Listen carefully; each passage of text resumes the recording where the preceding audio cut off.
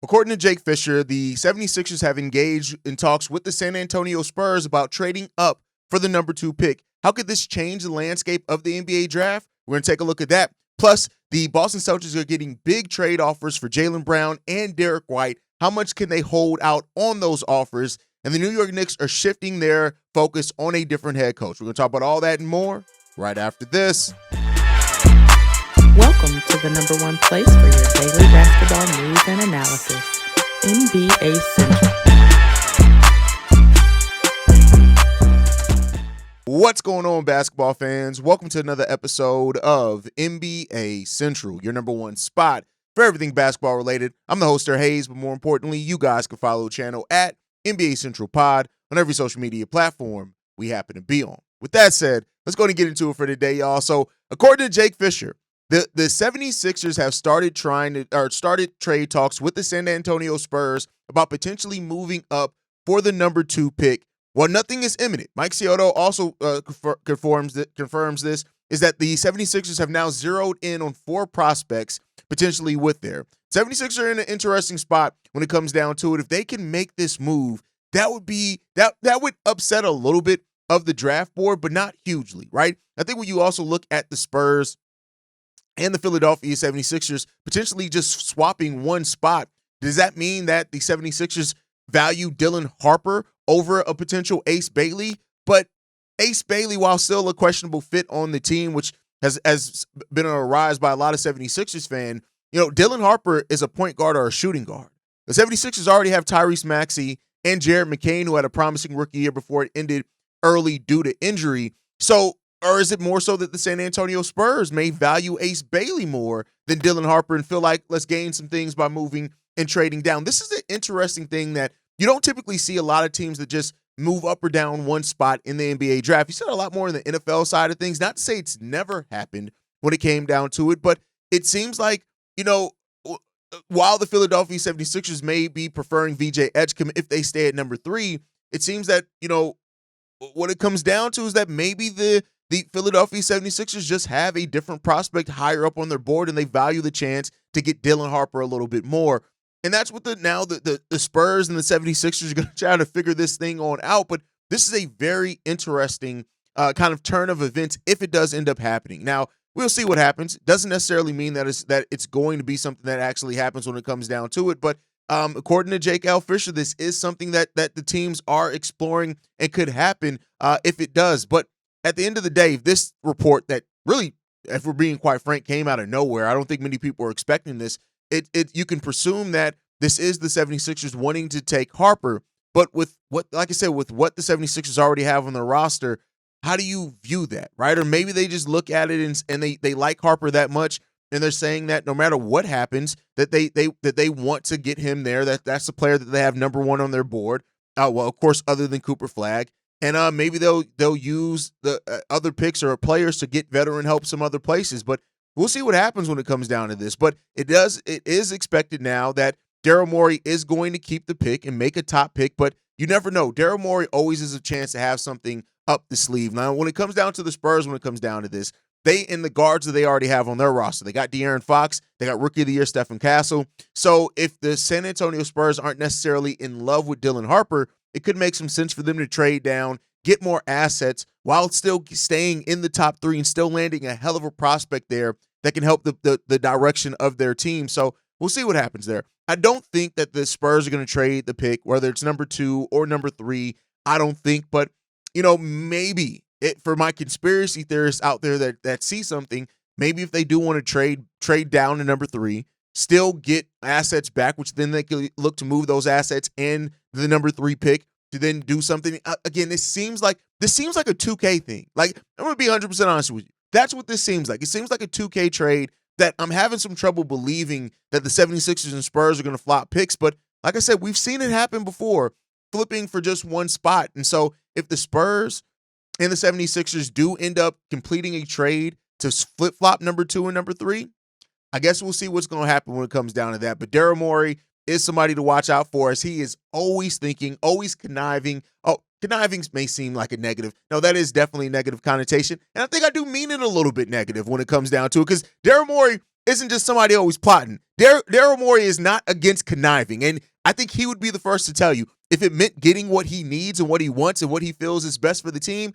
Daryl Morey will absolutely connive his ass through some trade talks to get what he feels is best for his team. But I guess we shall see what ends up happening here, and if the 76ers and the Spurs end up making a trade to flip-flop number 2 and number 3. But let me know what you guys think down below. Are you as caught off guard as I am? Do you think Jake L. Fisher has maybe some bad intel there when it comes down to it? But him, Mike Soto, they're both kind of saying the same thing. So, maybe they're just floating some information out there to kind of get a feel, which between now and the draft, we got 13 days into the NBA draft, you are going to see a lot of posturing by NBA teams to kind of figure out what's going to happen here and fill out other teams and where things can go in the draft. That could be a lot of what we're seeing here, but we'll see how it ends up shaking out.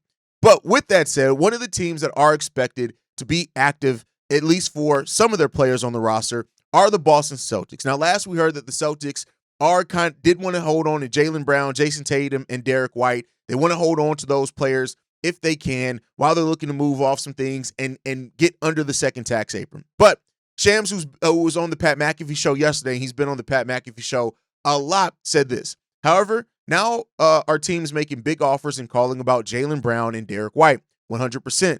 The Celtics prefer not to trade them, but from my understanding, they listen. If they get a big offer, they have to look at everything. And I think they're going to get, offers on the 3 guys that they're focused on. They're going to get offers potentially on Derrick White and Jaylen Brown. And I think between now and the draft and free agency, they're going to evaluate what makes sense from a value perspective. And here's what I'm going to tell y'all right now. Teams are going to absolutely call. If you have an opportunity, for example, if I'm the Houston Rockets, and Houston Rockets fans, please call me out on this if you don't agree. But if I'm the Houston Rockets, and I've been talking a lot about it, and my team's been involved in a lot of trade talks about trading for aging Kevin Durant, maybe even Giannis Antetokounmpo. If I am the Houston Rockets and I can use some of my draft assets and young players to get Jaylen Brown, I'm focused more on getting Jaylen Brown than I am anything else. And I'd be willing to put up just about anything. I know Jaylen Brown has his detractors from the league and people and fans who don't necessarily believe in him. But if you can add a 28-year-old player rather than an over 30-year-old player, and I know Giannis is only 30, but if you can add a younger Jaylen Brown to this Houston Rockets team, and with his two-way play also, that's the player that I'm targeting. Now, I highly doubt that the Boston Celtics are going to get an offer where they feel like they need to move off of Jaylen Brown unless he asks to be out. But if I'm the Houston Rockets and there's even a chance that I can get Jaylen Brown, that's where I'm focusing my efforts. That's where I'm focusing my draft assets. That's where I'm focusing everything that I can put out there on the table. Now, for Derrick White, don't make no mistake about it. There are going to be teams interested in Derrick White as well. Averages of 16.4 points per game, 4.8 assists, 4.5 rebounds, 1.1 steals per game on 38% shooting from the three-point line. Oh, Derrick White playing in 76 games, he's going to have teams that are interested in him. The interesting part about Derrick White is that so many of his shots come either uncontested or wide open because of the gravity of the players that he plays with. If you put him in a different situation, of course, the questions are how effective and impactful is he going to be if teams have an ability to zero in more on him than what they do with the Boston Celtics team. But again, for Jaylen Brown, a former Finals MVP, 22 points that he averaged last year, right? Finished ninth. His ninth season in the NBA, still very young player. Yeah, he has a huge contract, make no mistake about it, but he's the type of player that you're not questioning paying him on that as long as he's going to stay healthy for sure. But this is just adding to how crazy this offseason could potentially be for a lot of these teams around the NBA, because I tell you what, while the Celtics may not have their mind set on moving either Jaylen Brown, Derrick White, or Jason Tatum, the fact that they're listening to offers means that they're basically telling teams, wow me. Wow me. What do you have that can wow me to make me think about moving off of one of these guys that I do not want to move off on? And if you do, that means you're going to be paying me a premium, because everything that I've put out there, everything that I'm saying is I don't want to move off any of these guys. But teams that are rich in draft capital, I tell you what, and I'll tell you this as well, if I'm the OKC Thunder and I end up striking out and losing this NBA Finals, I'm pivoting and putting my draft assets to getting a player that can get me over that top. Even though I think that they're going to, have some still development because they have a young team. I tell you what, though, If the Boston Celtics are listening to offers to Jason Tatum, I still put it at a higher chance than not that they don't trade him, right? So I still put it 95% chance that they keep on to Jaylen Brown and Jason Tatum. But if you're listening to offers, all it takes is a team willing to push all their chips in, and that 5% chance could turn into more of a certainty for specific teams in specific scenarios. But let me know what you guys think on that down below. Now, the New York Knicks are a team that have slid in the DMs of almost every head coach already under contract, and they've been turned down every step of the way. From Ime Udoka to Chris Finch to Jason Kidd to Billy Donovan, they've tried to get so many coaches that are already under contract, and all those teams have turned them down. Now, reportedly, the New York Knicks are going to be changing their focus to focus on Mike Brown and Taylor Jenkins for their next head coach, and this makes sense. Taylor Jenkins should not have been fired by the Memphis Grizzlies. I want to be clear there. He was not the problem with Memphis. I get it. You need to make something change there. But you look at that, he had nearly a 60% win percentage over that time there that he coached the Memphis Grizzlies. Mike Brown is another coach as well who's been with a lot of different teams over the course of times. He's been with 2 stints with the Cleveland Cavaliers, with the Lakers that he's coached there as well, with the Sacramento Kings that he coached there as well. Mike Brown is a perfectly good head coach. Taylor Jenkins is a coach, too, that I think has not reached his upside yet as a head coach. But it seems like the New York Knicks are just avoiding everyone, avoiding Mike Malone by any chance, because I do think Mike Malone would take that job. But pivoting to Taylor Jenkins, who, again, like I said, should not have been fired, and Mike Brown, that does make sense as the next step for the New York Knicks in this head coaching search. Are they going to be able to get one of those guys is the question. Do either one of those coaches want to deal with the headache of coaching in New York? But the roster is a talented roster, and you have to come in and try to make that thing work out. Now, Mike Brown, of course, has more experience, more years as a head coach, but Taylor Jenkins is a very promising, very good coach when it all comes down to it. So I think both of these coaches make sense for different reasons.